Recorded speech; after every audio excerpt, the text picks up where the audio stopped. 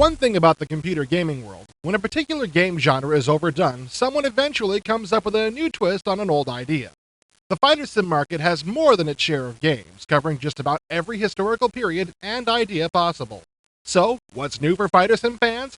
Mindscape and Rowan Software are hoping it's their forthcoming release, Air Power, a strange and sometimes bizarre look at air combat. In Air Power, the kingdom has fallen into turmoil after the recent death of its ruler, and a group of warlords are vying for power. The player is one of these leaders as he takes his force of airships from town to town in the kingdom gathering support one way or the other. Some towns willingly join the player, while some towns will refuse and have to be taken by force.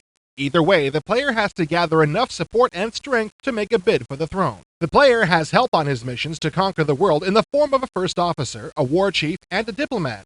It's the first officer's job to keep the player updated on the status of the fleet, while the war chief handles all of the combat analysis and recommendations. The diplomat is used in peaceful attempts to gain support for your cause. During negotiations with a city, the player gets to pick and choose certain responses to questions, and depending on those responses, the city will decide whether to join or resist. Air Power takes place in a vast world.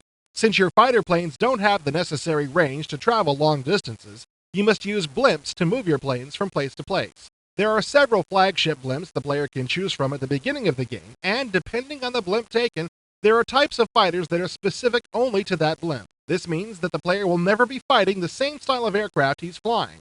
And in case you're wondering how a blimp moves planes around, the planes are hooked onto a bar on the underside of the blimp as they ride from place to place. The fighters themselves are the focal point of Air Power. Everything about the game seems pretty normal until you get a look at these planes. While some are relatively normal-looking biplanes, some of the other designs are straight out of Oz. The flying wings, the swept-wing vampires, and some designs that I don't even have a name for add a slight surreal feel to the overall game. But for all of their weirdness, the planes still manage to somehow look believable, like they could actually fly if they exist. In Air Power, the player not only has to command his entire fleet, he also actually flies each mission himself.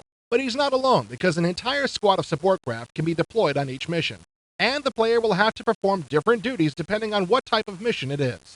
The player isn't put in the role of winning the war himself, but he must work with the other fighters to get the job done. The missions are as diverse as the planes. When the player encounters a city which refuses to join him, the only choice is to attack and take it by force. A set of mission objectives appears, and the player chooses which targets and in what order to destroy. Some missions involve bombing strategic sites like airfields and communications towers, while some missions require the player to fly escort for the bombers.